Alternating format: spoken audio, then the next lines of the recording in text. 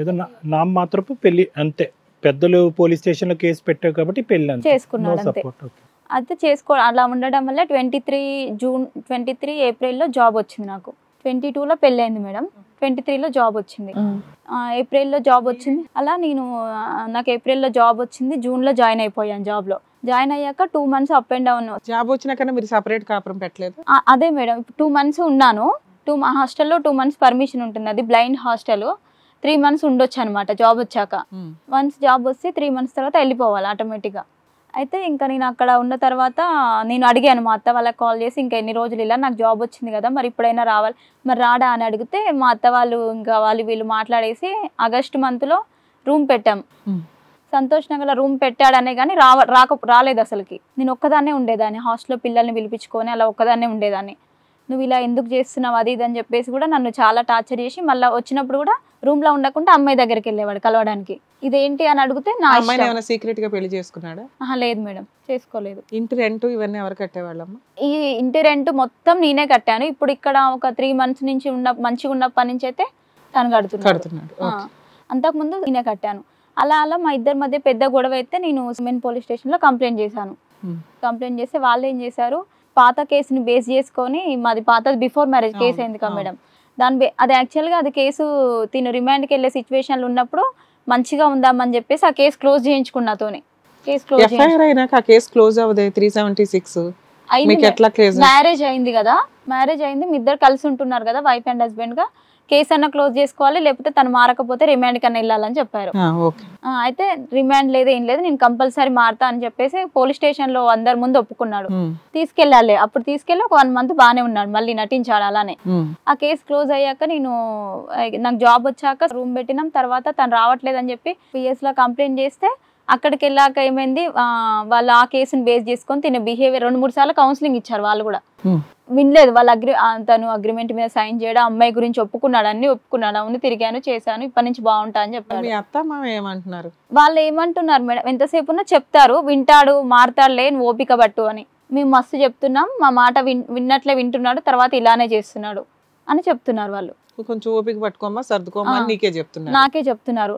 ఆడపిల్లవు కదా ఓపిక పట్టు, వాడు ఎక్కడికి పోడు, నీ మొగుడే కదా అన్నట్లు అట్లా మాట్లాడుతున్నారు వాళ్ళు. ఆ వర్షం ప్రెగ్నెన్సీ గానీ పిల్లలు గానీ ఇప్పుడు 5th month మేడం.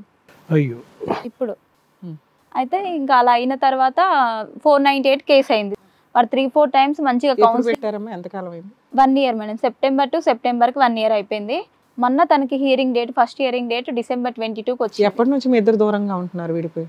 మేము కలిసి మాత్రం జూలై నుంచి ఉంటున్నాం మేడం. తనకి ఇక్కడ ట్రాన్స్ఫర్ అయింది స్పౌజ్ కేసు కింద, నాది ఇక్కడ జాబ్ అని చెప్పేసి తనకి 498 పెండింగ్ ఉంది. మళ్ళీ మొన్న లాస్ట్ ఇయర్ జూన్ నుంచి మీ ఇద్దరు కలిసే ఉంటున్నారు, జూలై నుంచి కలిసి ఉంటున్నారు. మీకు ఇప్పుడు ప్రెగ్నెన్సీ వచ్చింది, ఇప్పుడు కూడా కలిసే ఉన్నారా? కలిసే ఉంటున్నాం. మరి ఇక్కడికి ఎందుకు వచ్చారు? వద్దు నువ్వు వెళ్ళిపో, నేను ఉండను. రోజు నస అయితే పెడుతున్నాడు. నస పెడుతున్నాడు. 498 కేసు ఉందా, క్లోజ్ అయిపోయింది? ఉంది మేడం. ఓకే చెప్పండి. అది కంటిన్యూ అవుతుందమ్మా రిలేషన్షిప్ అతను వేరే అమ్మాయితో ఈ 1 year బట్టి, జూన్ జూలై బట్టి? అమ్మాయినే చేసుకుంటా, నువ్వు వెళ్ళిపో, నేను ఉండను. ఏది 498 ఏ కేసు ఉన్నా కూడా నేను చేసుకుంటా, నువ్వేం చేస్తావు? వీడియో కాల్ పరంగా లేదంటే బయట కలవటం కూడా జరుగుతుందా? బయట కలవడం అవన్నీ చేసేవాళ్ళు. ఒక 3 months బాగున్నారు మేడం, ప్రెగ్నెన్సీ అయ్యాక 3 months మంచిగానే ఉన్నాను నాతోని. మళ్ళీ టార్చర్ స్టార్ట్ చేస్తాడు. అసలు ఈ ప్రెగ్నెన్సీకి నాకు సంబంధం లేదని మాట్లాడుతున్నాడు. అసలు ప్రెగ్నెన్సీకి నాకు సంబంధం లేదంటే నేను DNA టెస్ట్ కి. నీ మీద ఏమన్నా అతనికి అనుమానం ఉందా? ఏం లేదు, అసలు నేను ఏంటో కూడా తనకు తెలుసు. అసలు సడన్ గా ఇప్పుడు వరకు అన్నమాట ఇప్పుడు ఎందుకు అంటున్నాడు ప్రెగ్నెన్సీ నాది కాదని?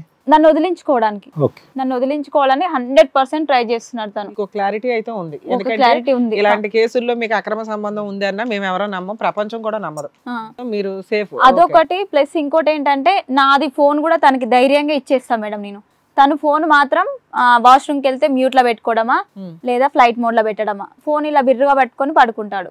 అంత సేఫ్ సైడ్ గా ఉంటా. నేను ఎప్పుడు కూడా ఫోన్ దగ్గర ఆర్గ్యూ చేయలేదు. చిన్న వాటికి గొడవ పడితే అమ్మాయితో నువ్వు ఎప్పుడన్నా మాట్లాడేవమ్మా? చాలా సార్లు వాళ్ళ పేరెంట్స్ కూడా కంప్లైంట్ చేశాను సార్. ఏమంటారు వాళ్ళు? వాళ్ళ పేరెంట్స్ ఏమంటున్నారు, మేము చాలా చెప్పి చూసాం, మా మాట కూడా వినట్లేదు. ఈ అమ్మాయి అయితే కనుక బహిరంగంగానే ఒప్పుకుంటుంది.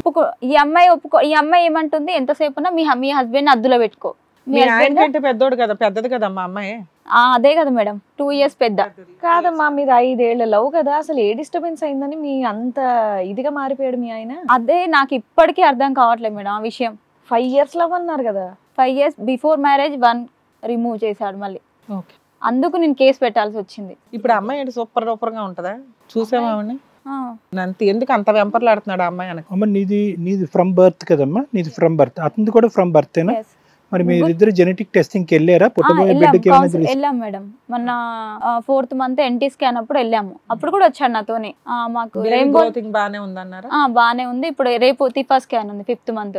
సో బేబీ రిస్క్ ఏం లేదన్నారమ్మా? ఏం లేదని జెనెటిక్ రిస్క్ గానీ చేయించుకున్నాను. Very good.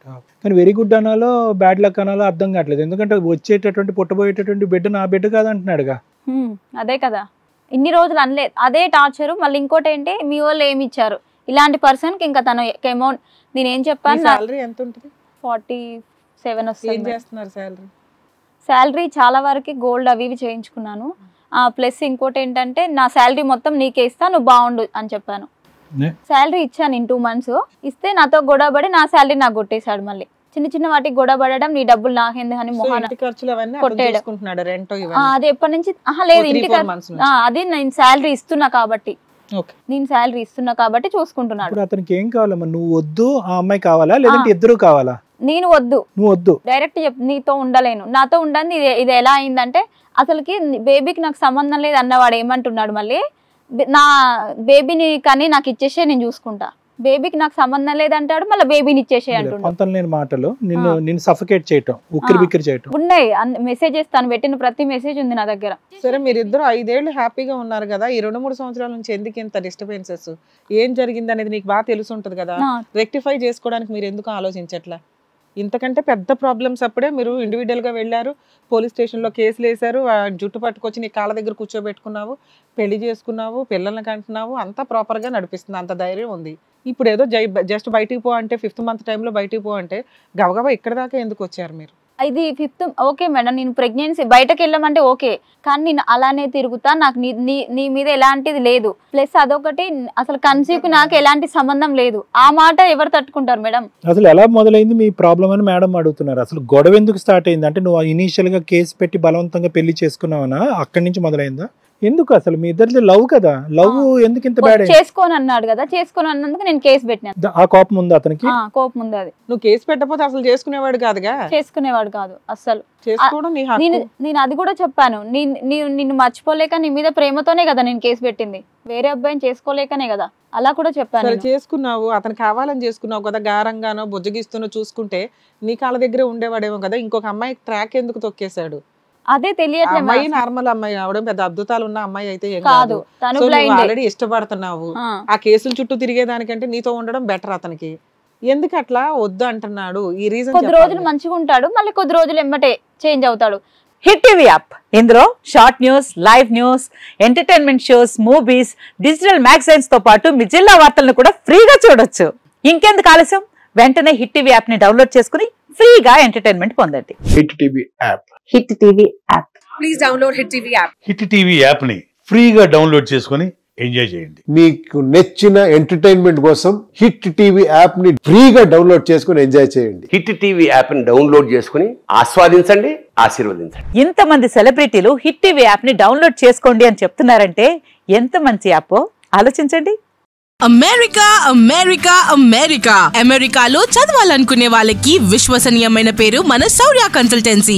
UK లో 1 year masters, UK లో 1 year masters, 2 years work permit up to 5 years visa. Contact Shaurya Consultancy. Contact 89851 89851.